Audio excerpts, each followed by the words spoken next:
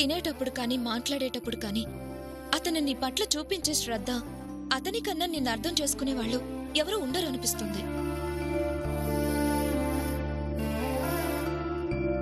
ఒక reason చూపించగలిగితే divorce తీసుకోవటం చాలా ఈజీ అవుతుంది.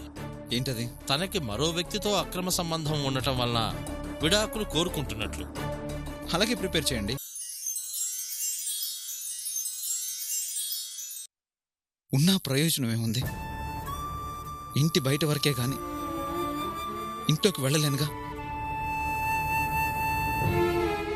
వెళ్ళాలి అనుకున్నా దానివల్ల సావిత్రి ఎక్కడ మాటలు పడాల్సి వస్తుందోనని వెళ్ళలేకపోతున్నాను. ఒంటరిగా ఇంట్లో ఏ తోడు లేకుండా ఉంటుంది. మనిషికి ఒంటరితనాన్ని మించిన నరకం ఉండదు. అలాగే నాకెవరూ లేరన్న డిప్రెషన్లోకి వెళ్తే సూసైడ్ చేసుకునే ప్రమాదం కూడా ఉంది. లేదు లేదు, సావిత్రికి అలాంటి పరిస్థితి మాత్రం రాకూడదు. మరో దారి ఉంది. అప్పటికి తనకు ఆ ఒంటరితనం తెలియకూడదని అప్పుడప్పుడు వెళ్తున్నాను, ఫోన్ చేస్తున్నాను. అంతకన్నా నేనేం చేయగలను చెప్పు? ఏం చేసినా నువ్వే చేయాలి చంద్ర. ఇప్పుడు సావిత్రి నీ బాధ్యత. తనకలాంటి బాధలు కష్టాలు ఉండకూడదని తన బాధ్యత నీకప్పగించింది. ఏ కష్టం రాకుండా చూసుకుంటానని మాటిచ్చి ఏం చేయగలనంటావేంటి? మాటిచ్చినంత సులభం కాదు సత్య. ఒంటరి ఆడపిల్లకి కష్టం లేకుండా చూసుకోవడం. అందుకే ఆ ఒంటరితనానికి నువ్వు తోడవు. సావిత్రిని నీ భార్యను చేసుకో. తనకి ఏ కష్టం రాకుండా చూసుకో. అది అనుకున్నంత సులభం కాదు సత్య. ఏ ఎందుకు కాదు? నీ భార్య నా భార్యను చేసుకోవాలంటే మనం నిర్ణయించుకుంటే సరిపోదు. ఇంకెవరు చెప్పాలి? చుట్టూ సమాజం ఉంది, జనం ఉన్నారు, కోర్టులు చట్టాలు చాలా ఉంటాయి సత్య. వాటి గురించి ఆలోచిస్తూ కూర్చుంటే సావిత్రి అన్యాయమైపోతుంది. తెలుసు, కానీ ఏం చేయగలం? నువ్వు త్యాగం చేసినా నేను త్యాగం చేసినా లా అనేది ఒకటి ఉంది. సావిత్రి మీద ప్రేమతో ఎవరినైనా ఎదిరించగలను. లీగల్ ప్రాబ్లమ్స్ ఫేస్ చేయలేం కదా. ఆ ప్రాబ్లం నీకు రాకూడదంటే చెప్పు. ఎక్కడ సంతకం పెట్టమంటే అక్కడ సంతకం పెడతాను. ఆవేశంలో నిర్ణయం తీసుకోవడం కాదు సత్య. ఆవేశం ఉంది, కానీ తీసుకున్న నిర్ణయంలో కాదు, సావిత్రికి న్యాయం చేయడంలో. లీగల్ ప్రాబ్లమ్స్ నీకు అడ్డొస్తాయంటే చెప్పు. అడ్డం లేకుండా రాకుండా నేను సంతకం పెడతాను. నాకు తెలుసు సత్య నీ మనసు.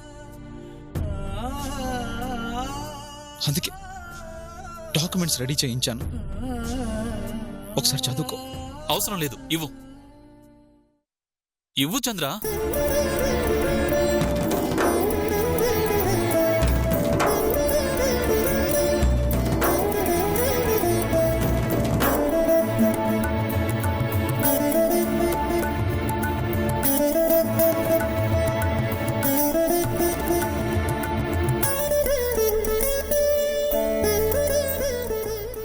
తీసుకో.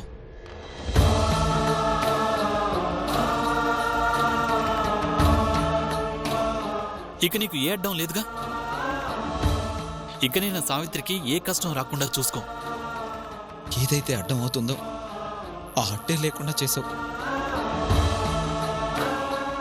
ఇంక కష్టం అన్నది సావిత్రి కంటి ముందు కనిపించదు.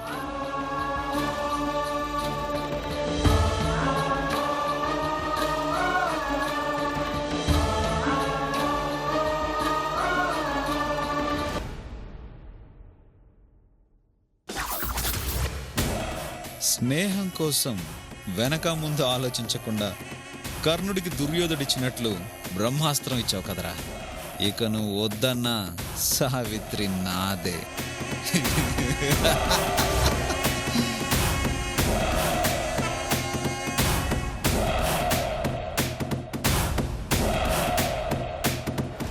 నమస్తే సార్.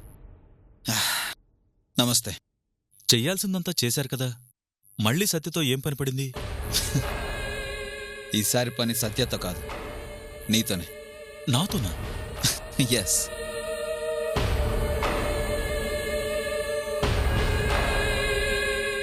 ఈ పేపర్స్ 2 కాపీలు తీయించి ఒకటి సావిత్రికి, రెండోది ఘంటసాల్లో ఉన్న వాళ్ళ అమ్మానాన్నలకి పంపించు. ఏంటి సార్ ఇవి? ఏవో అనుకుని తీసుకెళ్లి మీ ఆవిడకిచ్చు. బ్యాగ్ సర్దుకుంటుంది. ఎందుకు సార్? విడాకులిస్తే ఇంకేం చేస్తుంది? ఇవి విడాకులా?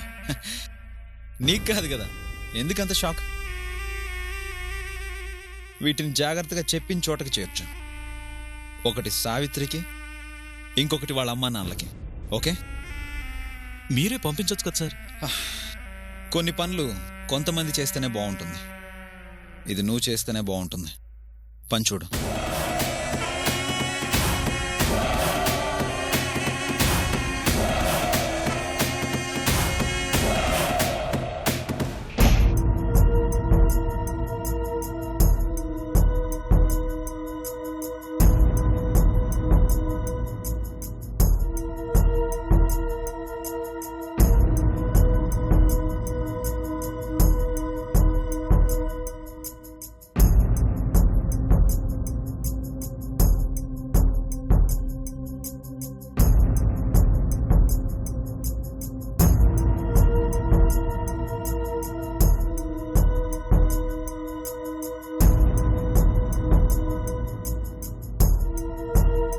సచ్చినోడా, నీ వల్ల పిల్లల్ని పెట్టినట్టు ఊరంతా తిప్పుతున్నావు. ఆగేష్, నా అర్థమేముందే? ఊరు చూపిలా అని గోల చేస్తుంటావుగా. ఇట్టా చూపిస్తున్నాను అనుకో. ఏందనుకునేది? ఈడి నుంచి ఆడికి, ఆడి నుంచి ఈడికి సామాన్లు మొయ్యలేక నడుం పడిపోతోంది. నువ్వు కూడా గ్యాస్ తెచ్చుకో, కూసంత మందు పోతాను, అదే తగ్గిపోద్ది.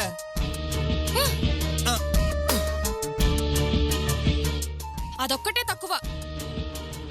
అసలు ఈ ఇల్లు మార్చడాలేంటి? ఏడా పట్టుమని 10 రోజులు కూడా ఉండవు. ఓ ఎర్రమొహమా, ఆ సావిత్రితో పాటు గెడకొయ్యలాగా ఉంటాడే, ఆడికి భయపడేనే ఈ ఇల్లు మార్చడం. ఎప్పుడు ఏడొచ్చి మీద పడతాడో అన్న భయంతో ఈ మందు మాలుచ్యం కూడా పని చేయట్లే. అసలు నీకెందుకే పనికి మళ్ళీ పళ్ళు? ఏందే, ఏదో నా కోసం చేసుకున్నట్టు? అసలు దీని అంతటికే కారణం మీ ఊర్మిళమ్మగారే. ఏదో శవం కావాలా అందని నువ్వు చెప్తే అనాథ శవం కదా అని ఆ శవాన్ని ఎత్తిని. ఆ శవానికి బామ్మ ఉంటుందని, ఆ ముసలిది దానికోసం ఎతుకుద్దని, అప్పుడు ఆ సావిత్రి లాంటిది కలుసుద్దని, ఆ అమ్మ ఊరుకోకుండా ఆ గెడకాయ గాడిని వేసుకొచ్చి నన్ను కుమ్ముద్దని నేనేమన్నా కలగన్నానా? ఓ పక్క ఈ శవంగోలు ఎలా ఉంటే, ఆ పక్క సావిత్రి మొగుడిని ఇడిపించుకోవడానికి అసలు ఏం జరిగింది అని తవ్వకాలు మొదలెట్టింది. నిజమా? ఒకవేళ ఆ అమ్మాయి తవ్వకాల్లో మీ అమ్మగారే మరొక అమ్మాయి శవాన్ని తెచ్చి పెట్రోల్ పోసి కాల్పించి తను చచ్చిపోయినట్టుగా అందరినీ నమ్మించి హాయిగా పోయి బొంబాయిలో కూర్చుందని బయటగాని పడిందనుకో, నా సావి రంగా మీ అమ్మగారికి మనకే ఉంటదే. తీన్మారే. అందుకే మన జాగ్రత్తలో మనం ఉండాలా. పెచ్చమొహమా, సరే. ఇంక ఇల్లు సర్దుకో, నా పని నేను చూసుకుంటా. ఓ నా పని నేను చూసుకుంటా. ఓ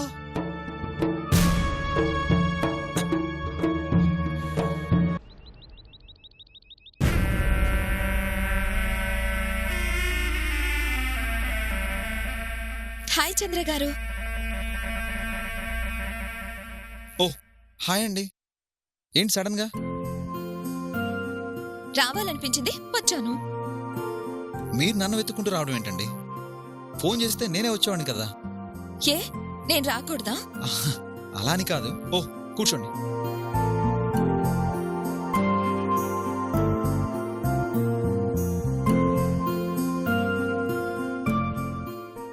ఏంటి, బ్యాచులర్ లైఫ్ బాగా ఎంజాయ్ చేస్తున్నారా? ఎంజాయ్ ఉంటుందండి. ఇంటి పని దగ్గర నుంచి వంట పని వరకు మనమే చేసుకోవాలి. ఫీవర్ లాంటిది ఏదైనా వస్తే టాబ్లెట్ తెచ్చిచ్చేవాళ్ళు కూడా ఉండరు. అంత కష్టంగా ఉన్నప్పుడు మ్యారేజ్ చేసుకోవచ్చుగా. చేసుకోవాలనుకున్నాను, మిస్ అయిపోయింది. ఒకటి మిస్ అయింది. మరొకరిని చేసుకోవచ్చుగా. నా జీవితంలో ప్రేమైనా పెళ్ళైనా ఒక్కసారి మిస్ అయింది కాబట్టి మరోసారి జరగదు. తప్పే ఉంది. ఎంతమంది ఒకరిని ప్రేమించి మరొకరిని పెళ్లి చేసుకోవడం లేదు?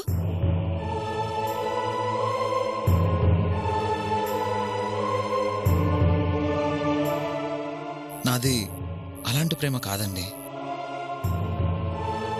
నా జీవితం ఒకరితోనే అనుకున్నాను. ఆ ఒక్కరు మరొకరి జీవితంలో కలిసిపోయారు. ఇక ఈ జీవితం ఇంతే. ఇలా తనని, తన జ్ఞాపకాల్ని ప్రేమిస్తూ గడిపేయడమే. అంటే జీవితంలో పెళ్లి చేసుకోరా? చేసుకోను. మరి మీకు దూరమైన ఆ ఒకరు మళ్ళీ మీ జీవితంలోకొస్తే? ఏంటి ఏమన్నారు మీరు? నా ప్రాణం మళ్ళీ నా జీవితంలోకి రావడం ఎలా ఎలా వస్తుంది? తనిప్పుడు మరొకరి సొంతం. ఏంటి సొంతం? అతను జైల్లో, తను ఇంట్లో. సావిత్రి పరిస్థితి మీకు అర్థం కావడం లేదు. ఘంటసాలలో ఉన్నప్పుడు మీకు తెలుసు కదా ఎలా ఉండేదో. ఇప్పుడు ఎలా ఉందో? అటు తల్లిదండ్రులు కాదని ఇటు భర్త బయటికి రాక దాని జీవితం అలా నాశనం అయిపోవాల్సిందేనా? ఈరోజు మీరు సావిత్రి గురించి ఆలోచించాల్సిన అవసరం చాలా ఉంది. మీరు నిజంగా సావిత్రిని ప్రేమించుంటే తనిలా కష్టపడుతూ ఉంటే చూస్తూ ఊరుకునేవాళ్లే కాదు. నేనేం చేయగలనండి? సావిత్రిని మీ భార్యను చేసుకోండి. నేనా? నేను సావిత్రిని? అవును. పెళ్ళైన తర్వాత సావిత్రి ఇంటికి డిన్నర్కొచ్చినప్పుడు సావిత్రి పట్ల మీ శ్రద్ధ, మీకున్న ప్రేమ నా కల్లారా చూశాను. మీరు తన జీవితంలోకొస్తే సావిత్రి సుఖపడుతుందండి. అనుకోవడానికి బానే ఉంటుంది, కానీ అది జరిగే పని కాదు. సావిత్రి సరే అంటే? ఆ మాట సావిత్రి నోటి వెంట రావాలే కాని నాకు అభ్యంతరం ఏముంటుందండి? తనకు అభ్యంతరం లేదంటే మీకు అభ్యంతరం లేదన్నమాట.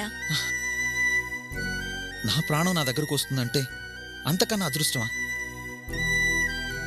అది నా జీవితంలో మర్చిపోలేని రోజు అవుతుంది. అలాంటి రోజు త్వరలోనే వస్తుంది. వెయిట్ చేయండి, వస్తాను. అప్పుడే వెళ్ళిపోతారా?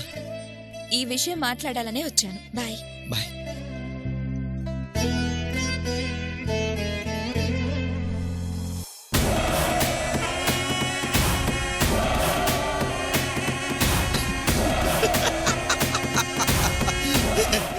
సావిత్రి అనుకున్నాను. తన ఫ్రెండ్ కూడా తనకంటే అమాయకురాల్లా ఉంది. ఉత్తన్న దగ్గరుండి పెళ్లి చేసేలా ఉంది.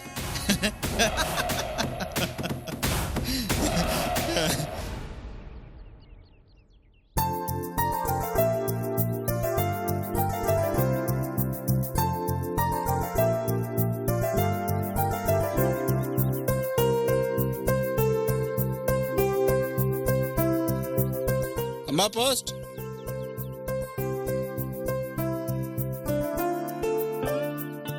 ఎక్కడి నుంచి రాములు? హైదరాబాద్ నుండి అమ్మా. ఏదో కోర్టు నోటీస్.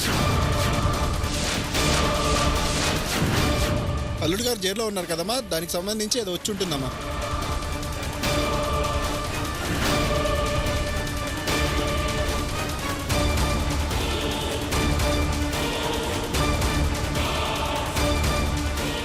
అమ్మా సంతకం పెట్టండి.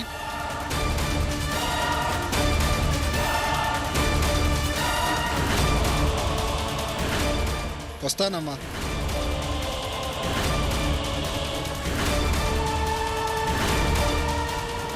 ఏంటో చూడమ్మా.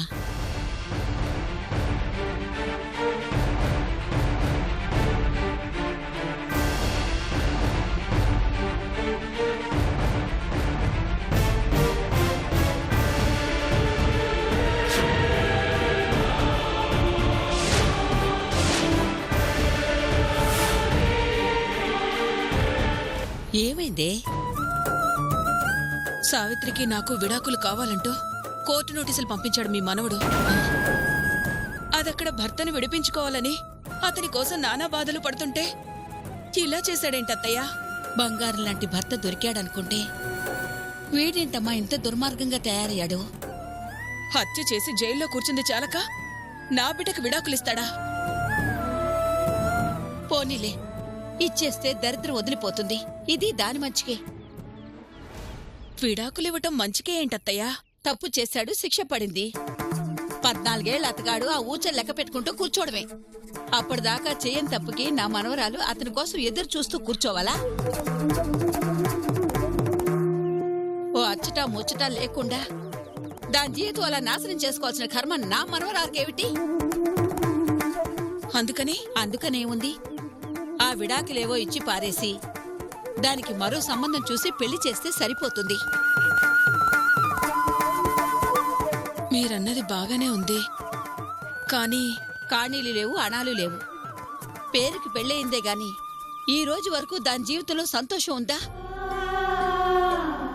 ఒక రకంగా ఇది మన మంచికే. మనం అడగాల్సిన అవసరం లేకుండా అతనే విడాకులు పంపించాడు. కానీ రెండో పెళ్ళంటే తప్పే ఉంది. నా కొడుకు ఆ రోజే చెప్పాడు, మనం అర్థం చేసుకోకుండా అడ్డుపడ్డాం. వాడన్నట్టు ఆ దరిద్రాన్ని వదిలించుకుని దానికి మరో పెళ్లి చేస్తే సరిపోతుంది. ఇవి మా రోజులు మీ రోజులు కాదమ్మాయి, మారిపోయాయి. నచ్చకపోతే పీటలు మించి లేచిపోతున్నారు అమ్మాయిలు ఈ రోజుల్లో.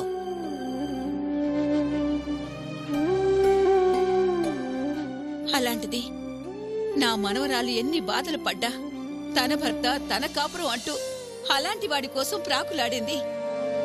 ఇప్పుడు ఈ విషయం ఆయనకి ఎలా చెప్పాలి? ఇప్పుడు వాడికి చెప్తే ఇంకేమైనా ఉందా? దాని పేరు చెప్తేనే మండిపోతున్న వాడికి ఇలా విడాకులు పంపించాడని తెలిస్తే ఆ రోజు చెప్తే విందా నీ కూతురని నీ మీదే మండిపడతాడు. మరెలా అత్తయ్యా? సందర్భం చూసి నేను మాట్లాడతానులే. ప్రస్తుతానికి ఈ విషయం వాడికి తెలియకపోవడమే మంచిది.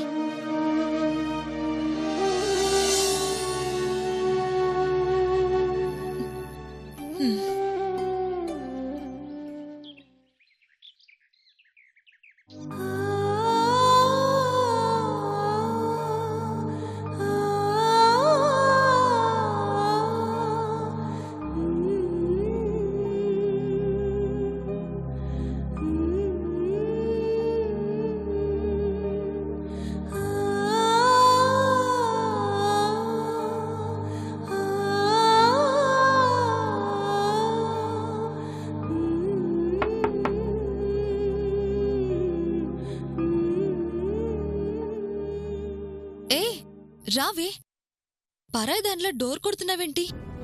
పరధ్యానంగా ఉన్నావు కదా అని. ఏదో ఆలోచిస్తున్నానులే, కూర్చో. ఏంటి మీ వారిని వదిలి ఒంటరిగా వచ్చావు? నీతో మాట్లాడదామని. దేని గురించి? నీ పరధ్యానం గురించి. ఇలా ఆలోచనలతో కాపురం చేస్తూ ఎంతకాలం ఉంటావే? దేవుడలా రాసి పెడితే ఏం చేయను? దేవుడు రాయలేదు, నీ రాత నువ్వే ఇలా రాసుకున్నావు. ఇప్పటికే మించిపోయిందేం లేదు. ఆ రాత మార్చుకునే అవకాశం నీ చేతిలోనే ఉంది. అర్థం కాలేదు కదూ? అర్థం లేని విషయాల గురించి ఆలోచిస్తుంటే అర్థం కావాల్సినవి అంత త్వరగా అర్థం కావు. జరిగిపోయిన దాంట్లో నీ తప్పేం లేదు. సత్యని ముందు వద్దనుకున్నావు, ఆ తర్వాత కావాలనుకున్నావు, నమ్మావు, దగ్గరయ్యావు. ఈరోజు దూరం అయ్యా. ఇంతవరకు నీ తప్పేం లేదు. కాని ఈరోజు అతను నీ మీద నిందలు వేసి నువ్వు వద్దంటున్నా ఇంకా అతని గురించి ఆలోచిస్తూ నీ గురించి ఆలోచించుకోవడం లేదు చూడు. ఇది మాత్రం చాలా తప్పే.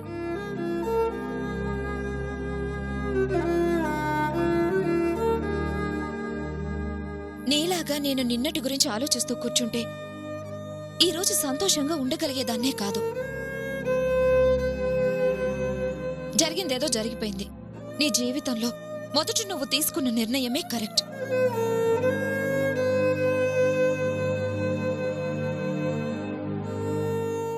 ఇవన్నీ అనుభవించాలని రాసి పెట్టుండి ఆ రోజు చంద్రని నువ్వు పెళ్లి చేసుకోలేకపోయావు. కాని చంద్ర ఇప్పటికీ నిన్ను ప్రేమిస్తూనే ఉన్నాడు.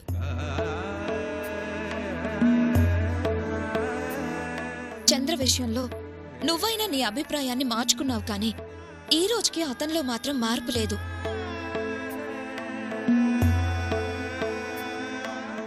అదే ప్రేమంటే. అతన్ని పెళ్లి చేసుకో. 100% నువ్వు సంతోషంగా ఉంటావు.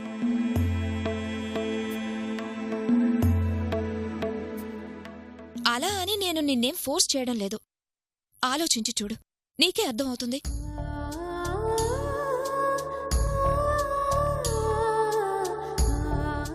నా మనసుకు తోచింది నేను చెప్పానే. తర్వాత నీ ఇష్టం. అవకాశం, అభిమానం అంత త్వరగా దొరకవు. కానీ ఇప్పుడు అవి నీకు చాలా దగ్గరగా ఉన్నాయి. మిస్ చేసుకోవద్దే.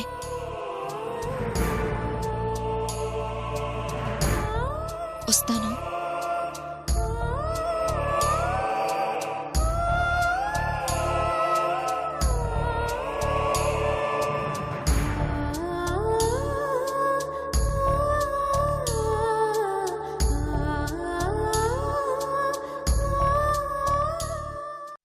నాకు మీరు కావాలి. మీ ప్రేమ కావాలి. మీతో బ్రతుకు కావాలి.